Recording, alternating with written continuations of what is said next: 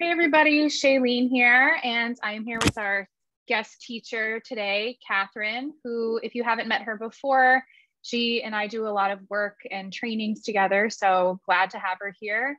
We are going into one of our first of 3 teachings for you all this week, and these teachings were based off the survey that you guys submitted and looking for more support around doing DBT. So we are super excited to bring this first mini lesson to you. Know your secondary targets, a recipe for successful treatment.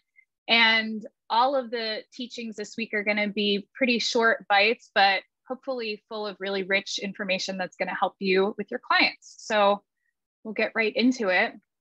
So I think for myself, one of the things that helps me to implement a strategy better is just really reminding myself, like, why does this even matter, or how is this relevant? And so when I'm thinking about secondary targets, here are the things that come to mind for me in terms of why it's really important for me to not just know the secondary targets, but know what they look like with each client and how those behaviors might show up differently from one client to another. So first thing that I thought of was, can you really treat a primary target without awareness of a secondary target if that secondary target is present? And what that really brought to mind was the idea of like working really hard on something, but not really getting anywhere with it. So specifically when it comes to the idea of lack of progress, you might feel like these 2 mice here who are kind of they both have the same task, like they're in this wheel together, but they're looking at each other like, I don't know, what do you think you should do? What do you think we should do? And I've had that feeling a lot of times. And for me, coming back to what secondary targets might be at play here that are keeping that primary target on the target list, that's super important. What are your thoughts on that part, Kathryn? Yeah, I would just add in that occasionally you run into a primary target where you can make progress quite easily. So you're trying to help a client structure their days and get themselves more active during the day. And you both can talk about it easily. You can make solutions easily, you can implement them and they follow through and all is well. And that's great. And you don't have to spend a lot of time thinking about the secondary targets because there may not actually be one that's relevant that's interfering. So you sort of know when you need to pay close attention and begin actively treating a secondary target because you can't really make progress without doing it. So you try to talk about a primary target, like getting their day structured. And then you find out as you try to talk about it that something gets in the way and it's difficult to talk about, or the solutions that you come up with, you both think they're great and then they don't happen, or something else occurs and it's, progress is sort of always a little bit in the future or evasive or something. So then you have to pay close attention. The other things that came to mind were specifically when there is a stagnant point or lack of progress, that's a time that I really get burnt out. And I notice in supervising and in training others, these are points of burnout for them as well. This is the point where therapist is just kind of like, maybe I'm not the best fit for them. Maybe Kathryn needs to see them instead. I don't know if I really know what I'm doing or if this is really benefiting this client. And so if you find yourself at these stuck points with your client, zoom out and see if there might be a secondary target at play. I think same or similar feeling for the client, right? Like the client's coming in, they've been told that DBT is the therapy for them and it's going to change their lives. And this is their last stop in treatment. And then they find there that they're not really making any progress. And so they start feeling more hopeless. And then that reinforces their suicidal thinking. And again, you've got the 2 mice here kind of like, I don't know, what do you think I should do? So these are other reasons to pay attention to secondary targets and why they're super important.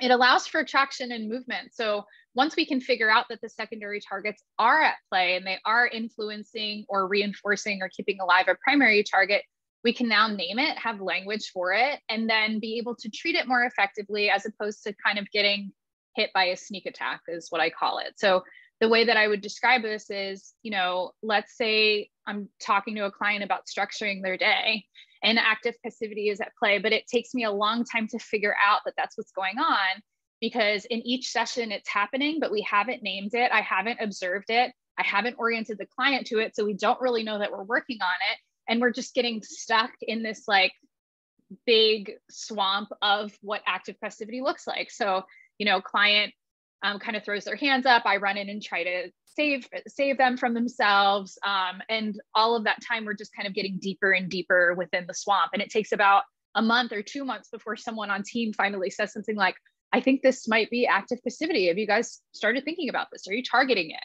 So once you have observed it, you can name it and you can treat it and make the movement start to come back again in session.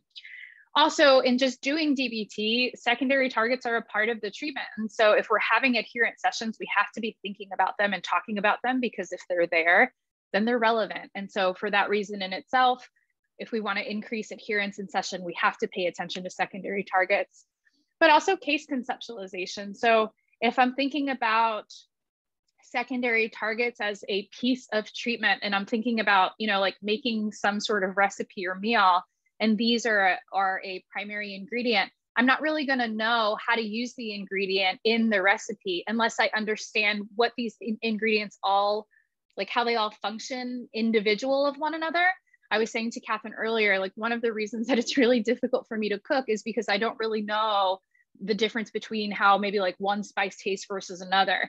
And if I wanted to improve that, which I don't, for the record, I'd have to get more familiar with those individually, because once they come together, that can kind of change what the recipe, like what the soup tastes like at the end. So I'll have an improved case conceptualization if I know these targets better. And if I want to work on getting certified in DBT, these are things that are getting looked for when the certification board is coding tapes. At least that's how it seems. That's how it seemed when I put my tapes in. And this is something that when I'm watching tapes for other people who want to get certified, I'm paying attention to, are they aware of what secondary targets are at play, and are they treating them? So this is the place that we want to start. We want to start with improving our skills at observing and describing secondary targets when they show up in our sessions. Okay. So this is a handout that we're sending out to you all that's just kind of a very simplified table to describe each of the secondary targets. And if you've read Linehan's text, you'll know that, of course, each of these is described at length in that book. And that's going to give you a much more in-depth and detailed description of each. This, my hope is just sort of a handy reference that will kind of give you 1 or 2 sentences to have in your mind to help understand or have a place to reference that information. So active passivity, and most of you have probably seen this on a diagram, the names of each of these on a diagram with arrows kind of going crossways, because each of these patterns have sort of 2 polar opposite experiences or presentations. So I'm going to talk about them in their pairings. So active passivity is on sort of the other end of the spectrum as apparent competence. And this is the first set or pattern that you might see. So active passivity, this is where a client's approach to solving problems is passive or helpless, while their behaviors communicate to others that they need help.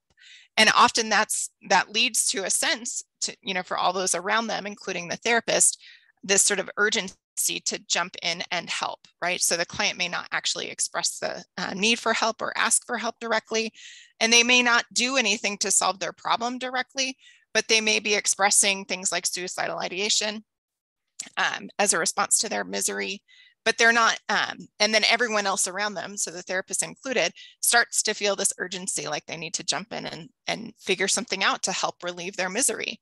And so their problem, their solution, the client's solution, is not directly, active in solving the problem, but it gets you and others around them feeling like you need to do so.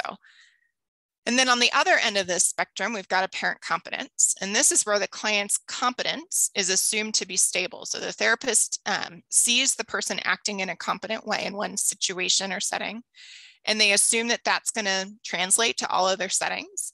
And then in fact, they find out later that that competency is actually mood dependent or context dependent. So for example, when they're sitting in my office with me and I'm present with them and we're in conversation, they feel supported, they feel heard and understood, and they are very skillful. And we could even talk about a difficult scenario outside of session, and they could skillfully say, here's what I think I should do, and maybe even be able to role play it in that moment. But then when they are moved out of that situation, so they're no longer sitting in my office and near me and in my presence or with the support of their therapist. In fact, they're now at home with their partner who doesn't really believe in them and is very invalidating, or their mood has changed and now they're very depressed. And then suddenly they're not very skillful. You might come back to a session the next week and the the skill that you two both agreed they would use that seemed so relevant that they clearly knew how to do, they could even role play it. Well, they come back and tell you, like, I froze, I didn't know what to do. And it's actually very true. Like, the experience is real. So they in one setting, in one context, are very competent. They believe in themselves and you're there believing in them. And then in another context or another mood, that is not a stable thing. So it actually starts to change. So this is that first sort of pair of secondary targets. Then this middle one, we've got emotion vulnerability on one end and self-invalidation on the other. So emotion vulnerability, this is where the client appears traumatized by their own experience of having such intense emotionality. And in some cases, even being very afraid, like they might appear in session like they are trying really hard not to get upset, not to get intense emotions activated in some way. Even in some cases, to the degree of becoming angry at you as the therapist, if you were to ask a question that kind of hits a nerve, or say this is what I was saying at the beginning, like if you can work on a primary target and all goes well, that's great, right? But sometimes what happens is you see on a diary card that a primary target occurred during the week, like the person self-harmed. And as soon as you ask about it, then the client's very angry. Like, if you knew how painful this was, you would never ask me. Don't talk to me about this. I don't want to talk about it. And it may come off as anger towards you. It might come off as some other sort of, emotional shutting down.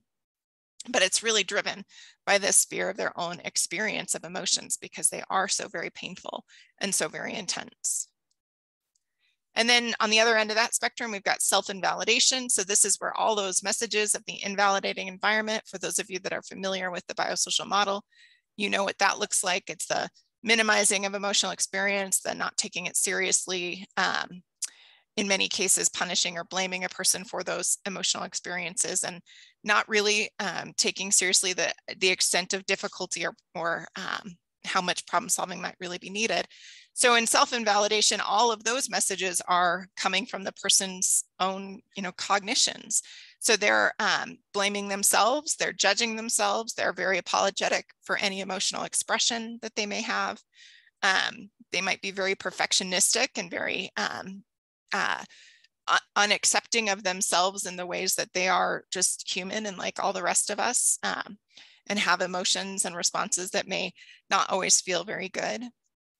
And then they might very much oversimplify their own problems. So an example of this is you might have a client who comes to session, you're talking about a chain analysis of a behavior that you two are working on, and their solution when they look at that chain is just to not do that thing. So like if they're trying to not drink and you go through a whole chain and you say, well, where do you think you could do something different? And it's like, well, I just needed to not drink that day. Like, yes, that, of course that's part of it, but it's so simple and it's not, it doesn't take into account actually how very many steps might be missed in actually getting to the place where you didn't drink.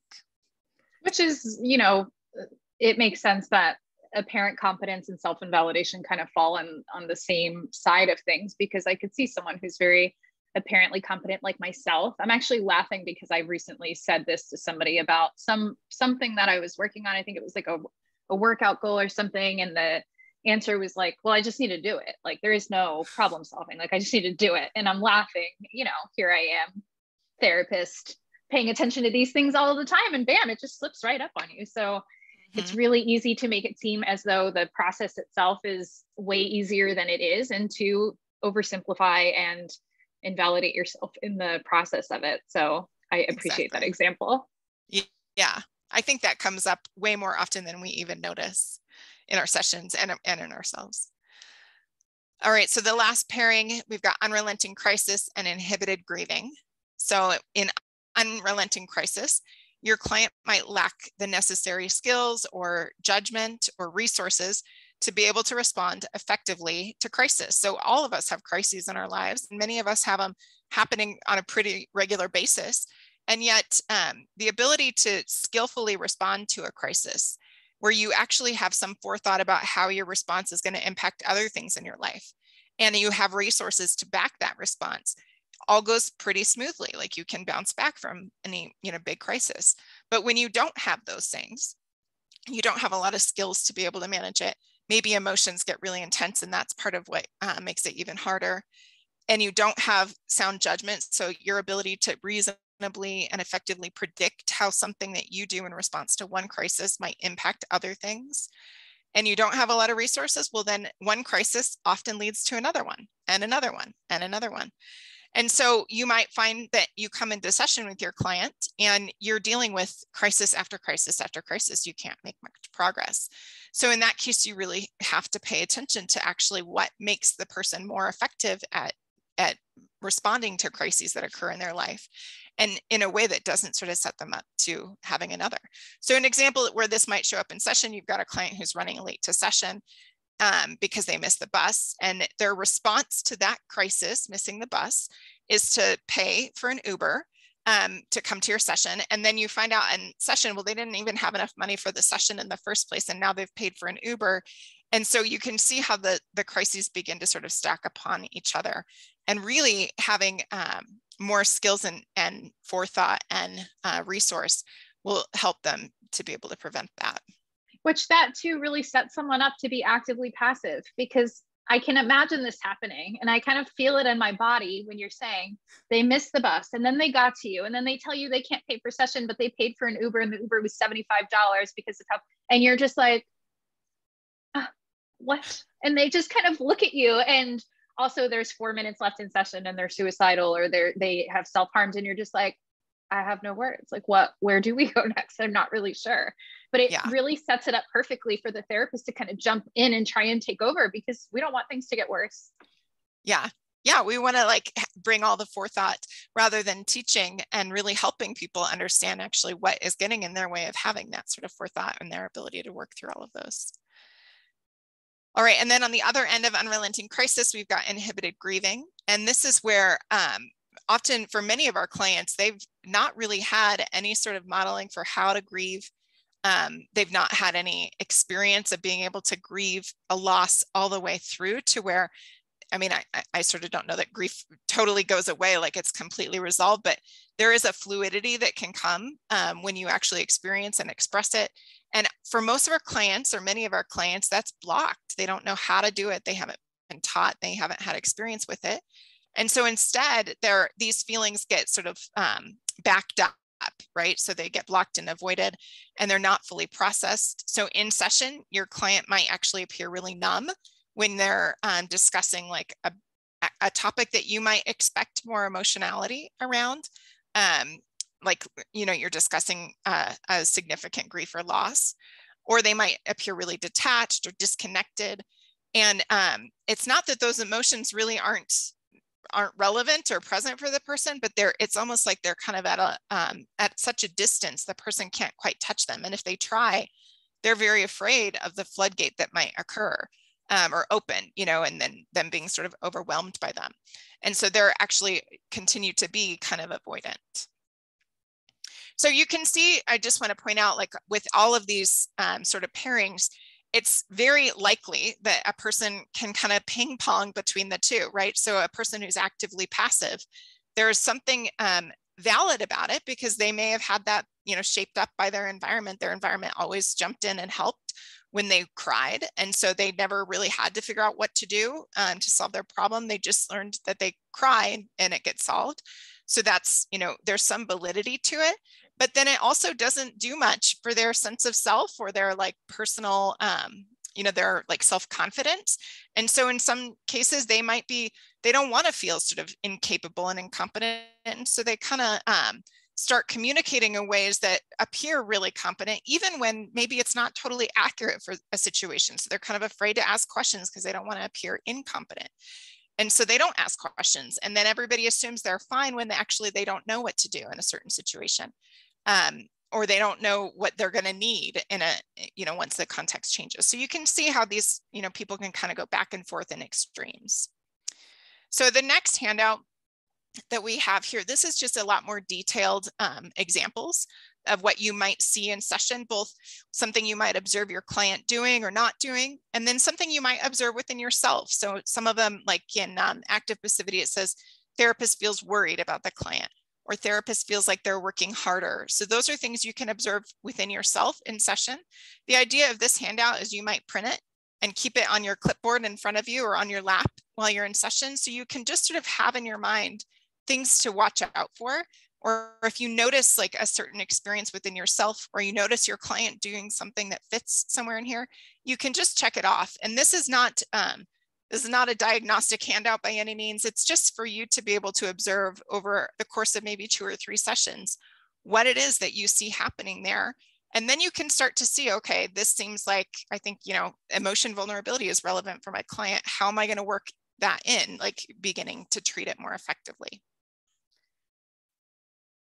So of course, there's more involved in the process of treating secondary targets, but we hope that this is a really helpful first step for you all to start improving your skills with observing and describing them when they do show up, between the client examples that you might see that Kathryn went over, as well as the checklist to kind of just note, not only when you're in session, but maybe also when you're in consultation team and you hear your teammates talking about their cases, what things they might want to look out for.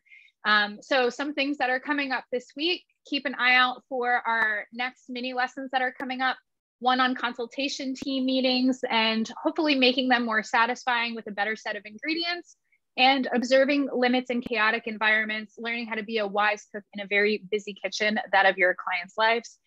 Be sure to comment on our video and let us know how it's going as you start implementing these strategies and using the checklist with your clients. Also, you can just reply to this email and let us know what other struggles you guys are having with treating secondary targets, because we love talking about this stuff. And make sure to share this if it's helpful with your team or your DBT provider, friends and pals. And that's it for today. We will see you all next time. Take care. Take care.